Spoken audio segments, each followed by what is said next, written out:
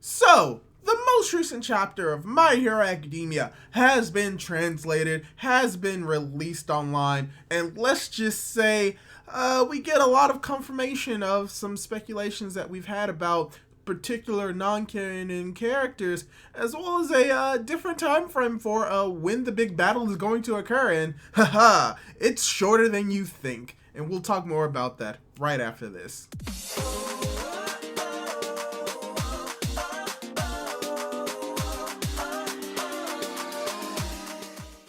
Hey guys, how's it going? It is your boy Manga Man Drew, and I'm here to do my review of My Hero Academia manga chapter 328 titled Connected.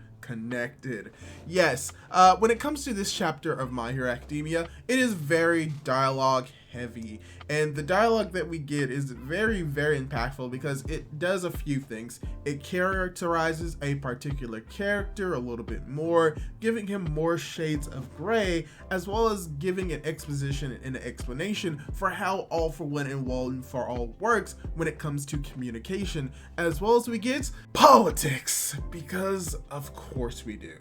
So before we dive more into it, I'd like to ask you, if you haven't done so, to subscribe to my YouTube channel if you just discovered this video by chance. I do manga reviews for My Hero Academia. I also talk about the spoilers when they come out, and I also do discussions of the chapter for things that I couldn't cover in the reviews themselves. So if that's something that you're interested in, subscribe to my YouTube channel. And with that out the way, let's get right into the review. So, we start this chapter off with a flashback, and by start off this chapter, I mean like 90% of this chapter is literally just flashback, but it's cool because we're actually flashing back to around a month ago where we get the confirmation of Tartarus's full name, the ultimate anti-quirk special prison facility, Tartarus. Not sure if we've actually gotten that, but we have, and yeah, we're seeing everything just crumbling around. Like, Tartarus is literally being destroyed from the inside out. So yeah, we see that Tartarus is being destroyed, and we cut over to this one man that is screaming, "Women, women, women! I can't wait to get out of here and start chasing more women!" It's another pervert character, but the worst thing about it is he has no redeeming qualities whatsoever, unlike Mineta. So he's Mineta 2.0, but worse, because he's an actual criminal. And you know what happens to Mineta if he ever gets out of line? He's gonna end up like this guy, imprisoned in Tartarus and his throat cut by Stain. Oh, well, that was very unexpected, but yes. So yeah, Stain just comes out of nowhere and cuts this dude's throat, and he doesn't even know why. He just did it on instinct, because as soon as he cuts the dude's throat, he's like, wait 1 second, what's going on here? So as soon as he gets freed, he starts cutting people down as he gets this realization that, oh, yeah, this is not good. Tartarus has fallen. I should probably... I'm trying to think of what Stain's voice would be in this situation, because he's not in his crazed mode, so I guess he would be sort of kind of normal in this instance. Doesn't really matter. Stain realizes that everything is falling apart inside of Tartarus, and he needs to do one thing, and he needs to gain information, because this is around the time where we get the confirmation that when it comes to information going in and out of Tartarus, information cannot go in, but on the flip side, information cannot come out, and is explained a little bit more in the chapter about how the information from Tartarus is very important and for how it needs to get into the right hands, as we have Stain stumbling upon the security area where he sees that, yeah, most of these people are dead, but you just have this one person that's curled up in like a ball and is clinging to something, as Stain just goes up to this guy as he notices that, oh yeah, this guy is literally about to die, and he's not even holding on to a weapon, he's only going to this box, as he says that, I need information. And lo and behold, luckily enough, yeah, this guy is actually holding the information, as well as I think is revealed within the canon of My Hero Academia who Stain's real name is, which is Akagoro Chizome. So you just have this dude just saying like, hey, don't give this to one of Shigaraki's followers. It's very important. Wait, please don't take it. I'm dying here. Why are you taking a dead man? Just answer my request. Don't give it to Shigaraki's followers. And that's pretty much what he is saying. He's saying that the information in that box is very important and how it shouldn't fall into the wrong hands. And that when he sees that Stain is taking it, he just pulls out a gun and is about to shoot him as his final request right before he dies and is most likely crushed by rubble is that if that information were to get out, it would destroy the present, and that he wants that information to reach the right person. So as the building is crumbling and as he is yelling out to Akagoro, to Stain, he's asking him if he's a man or if he's a monster, and Stain just has the perfect response. Stain just says that only those who strive for a completely just world are monsters, as most likely that guy dies hearing that statement and it's probably like, oh no, we're doomed, as he dies. But in actuality, he gave it to the right person, and by gave, I mean Stain took it and gave it to the right person. And it's very interesting to see like how Stain like views himself, because from here on out, Stain sees All For One being All For One, being a dictator, getting people on his side, as Stain decides to just say nope and jumps into the literal ocean and swim back to safety, because that's the kind of person Stain is. But yeah, we get a little bit deeper understanding of how Stain views the world and how he definitely views himself as a monster, but he views himself as a monster walking down the path of death, and that's what truly makes someone worthy of being able to serve the world, and how he views that same ideology probably in himself, but more specifically in All Might, as we cut over to another part of the flashback where we get to see that he's like, yeah, this is my belief, this is what I believe, and that there's only one person that I can give this information to. Once again implying that he knew All Might was All Might the entire time and not just some random guy named Toshinori. But yeah, he gives the information to All Might, and we cut over to a scene in the flashback, because this is all taking place in a flashback, of All Might talking to Tsukachi, as we get this one line of dialogue that says that, yeah, All Might went and handed over the information, talked to the kids, and then came back. As we get to see more of Tsukachi. Yay! You know, Tsukachi, the important police officer, very good friends with All Might, to Toshinori. Yeah, he's looking very rough, he looks tired, and he hasn't shaved. Ugh. Society has really done you bad. Oh yeah, society has crumbled. So yeah, you just have Tsukachi, who's worried about Deku and is questioning whether or not that they should really use this information from a murderer.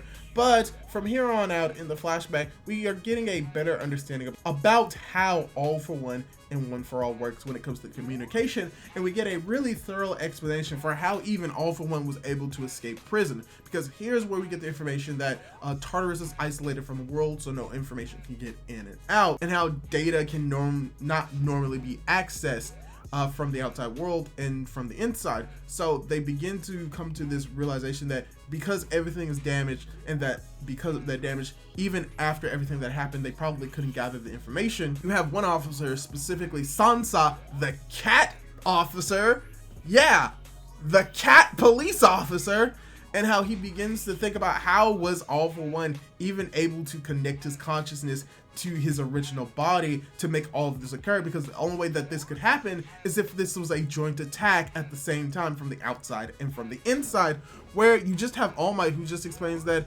yeah, he may be able to do exactly what I can. And it's where All Might, Toshinori, is able to explain to the officers how All For One and One For All may work when it comes to communication, and he pretty much explains it as how when he was talking to Deku and when he was making contact with Deku, he was able to feel the emotions of the All Might inside of the quirk, but that is something that is normally unable to happen, and how when it comes to communication, All Might in our world can relay information to the All Might inside of One For All, and how he views that that can very much be the same case for All For One, and how the only reason he was able to gain information from inside the quirk to the outside is because he was making direct contact with Deku.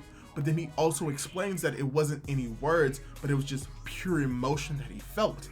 And he theorizes that All For One may be able to do the same, but he may be able to do it on a greater level, where he can actually communicate verbally, not only with himself, but also with the person inside of All For One, his consciousness.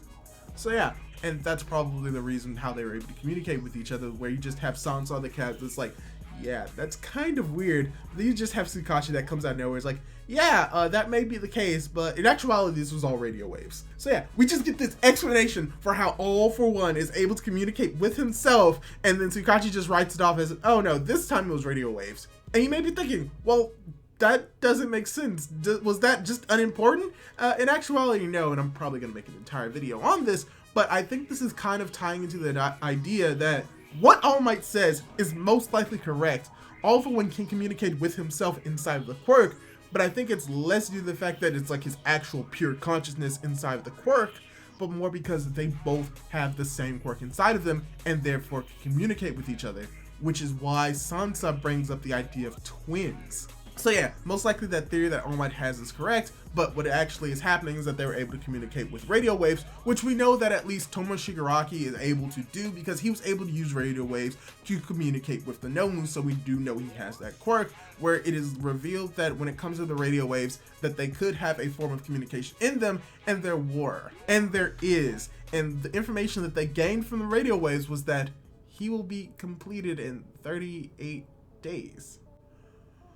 So, like Sansa, the entire My Hero Academia just burst into flames with this piece of information, as it is even later elaborated on that it's not just 38 days, but they only have 3 days left until Shigaraki is completed, because remember, this flashback is all taking place within the span of like a month. So, from the present time, Shigaraki is about to be completed in 3 days, and as All Might says that Shigaraki, or the vessel of All For One, may now be completed in 3 days. As we cut over to the president, oh, there's so much to talk about here. The fact that this plays within like that 4-month original plan, which makes sense. They estimated there would be an additional month, but Dr. Garaki, Shigaraki, said they will be completed in 4 months, and with that additional like few days, yeah, it's going to be completed within 4 months, meaning that what happened with Shigaraki actually started towards the beginning of January, because you got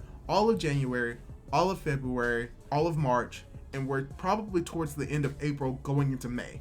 So yeah, 4 months. What was predicted by Shigaraki for Shigaraki to be completed in the first time, yeah, no, they have no time whatsoever, which is probably a good thing why they're possibly trying to request more help from literally everyone, as we cut over to the present. For the next few pages, it's nothing but bureaucracy. Like, it's literally nothing but politics about the Hero Society, which is great because we're getting to get a little bit more information about the outside world, but also, oh my gosh, there's so much politics. So yeah, we cut to probably the equivalent of like the United Nations, but instead the United Nations for superheroes, as they all come to a conclusion that, yeah, we know that help was requested personally by All Might, but to be there by tomorrow, yeah, that's literally impossible. If we send any more heroes or any heroes there are a few problems. One is they probably won't follow orders. Second of all, if we do send them, it's going to make our countries even worse. These heroes are basically deterrents, and if we let some of them leave, the crime syndicates that went quiet are probably going to pop up more. So yeah, also it's a weird coincidence that when Japan fell, like all of the world somehow got worse. Yeah, but yeah, no, we can't send more people. That's pretty much the gist of it, as then you just have this one guy that's saying like, yeah, there may be an issue with that. From what we learned, yeah, All For One has his little dirty tendrils everywhere in every nation, so yeah, it's not good. Also, some of our top heroes are getting very unruly, as we get, weirdly enough, a few confirmations of non-canon characters now actually being canon characters, specifically from the third movie. I haven't seen the third movie, but I've seen these people before, and it was referenced in the spoilers that these people were in the movie. So we have Salama as well as Big Red Dot, heroes, most likely the top heroes from Egypt and Singapore respectively, as they're both just very concerned about what's happening. As you have this one guy saying that, yeah, if they get requests from like Hawks, Endeavor, and especially All Might, yeah, there's no way that we can actually refuse. So yeah, most likely they're going to have to send more heroes, even if it means like kind of putting their nations in danger, because guess what? they're already in danger because All for One is the thing. And you just have these two heroes that are like, yo, All for One is growing, I have to go, I have to go. Even Red Dot's like, why do we need to ask for permission to help our friends? As, yeah, these are most likely going to be heroes that we're going to see, as you just have this one guy with just this one bead of sweat falling as we approach the end of the chapter, and he's like, yeah, and I understand how you're all saying, like, you don't want to send your best heroes. Yeah, we understand that, but it's too late now because she has already left. She's very impatient, and she's about to blow everything away. As we get this one guy talking about she, referring to a particular hero that we get in the final part of this chapter, the final page, as she says, "'Cause that's a negative star. I know where to go. It just depends on how fast or how slow we are. It was a direct request from All Might. My master is in trouble. We can't waste a moment's worth of time." As we get the reveal of the United States of America's #1 hero, Stars and Stripes. And she is a literal dinger for All Might.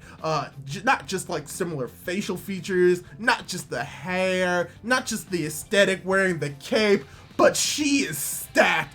Both All Might and this woman have big chests, and that is what the American way is all about. Also, you know, the stars and stripes and stars all over her body. She's most likely red, white, and blue, just like All Might. Also, she's apparently worked under him, and as she calls him her master. So, All Might, you have a lot of explaining to do with Deku. First, you didn't tell him about Night Eye, then you didn't tell him about Gran Torino, now you have a secret love child in America. Don't you think that Deku should have known about this? So yeah, the chapter ends with another new waifu, and let's just say, very good chapter of My Hero Academia.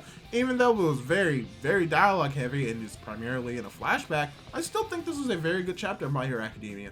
We got to get a lot of characterization for Stain, and we get an explanation for how the heck he was able to get out of Tartarus, which is he swam out, as well as we get a little bit more of an introspective of how he actually gained this information and how by sheer coincidence or just sheer will that someone was smart enough to realize that this information is going to be important not only to help stop All for One, but also important for All for One to never get his hands on.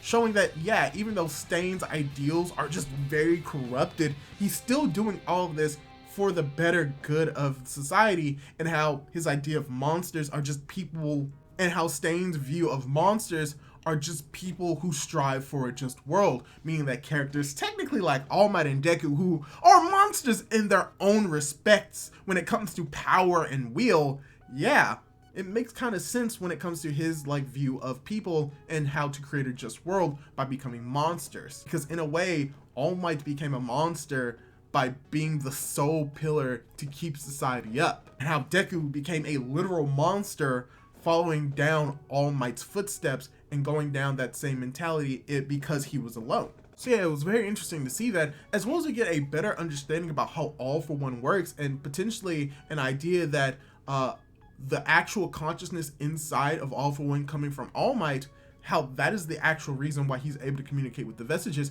But I think we also get the concrete confirmation that they can't necessarily communicate with All Might, but that may not be the case with All for One, and I'll talk a little bit more about that probably later on. But it's interesting to see that concept coming more to the forefront, as well as having a lot more people know about it, so that it is something that can be discussed about a little bit more. As well as we just get a whole lot of politics at the end of this chapter, because of course we are. You can't have a hero society built upon the backs of heroes without having politics having their grubby hands inside of everything. So getting a little bit better information and better understanding of how the politics work in My Hero Academia when it comes to a society with heroes, and how just sending heroes from another country will still have ramifications in the country themselves. A little bit hesitant to actually do it, but unfortunately you're in a hero-based society, and if they are really true heroes, then bureaucracy, politics, it doesn't matter. If someone that they care about or someone is in danger, the heroes will try their best to try and help. And as we see, the #1 hero in America has taken it upon her large, broad shoulders to go and fight the fight in Japan. So hopefully we could get like a fun interaction with her and All Might / Toshinori. I would just really love a moment for her to just look around. It's like, where's All Might? Where's All Might? And he's like, oh, All Might's right. And then she just rushes over to Toshinori and just picks him up and hugs him. So just to show like what kind of relationship they were in, I think I'm not going to say that she's the actual love child of All Might, because that would mean that she would be in her like early 20s, late 30s, which, I mean, she looks young, but I don't think she looks that young. Also, she looks so much like All Might before he got like the oil and the vinegar in his eyes. So that's a possibility. That could be a theory. I don't know. All I know is that this was a really good chapter. I really enjoyed it, and hopefully you enjoyed this chapter as well as this review as well. And if you did, why don't you leave a like on this video? Leave a comment down below. The question is going to be the obvious. What do you think about the new character Stars and Stripes? Do you think she's very attractive? Do you think that she's very muscular? Do you think that she's ugly? If you do, you're wrong. But hey, leave your false opinions in the comments down below. Also, subscribe to my YouTube channel if you like this type of content, and don't forget to hit that bell to be notified for whenever I upload more content like this. Do all that cool jazz, and hopefully I'll be able to catch you in my next video. Goodbye!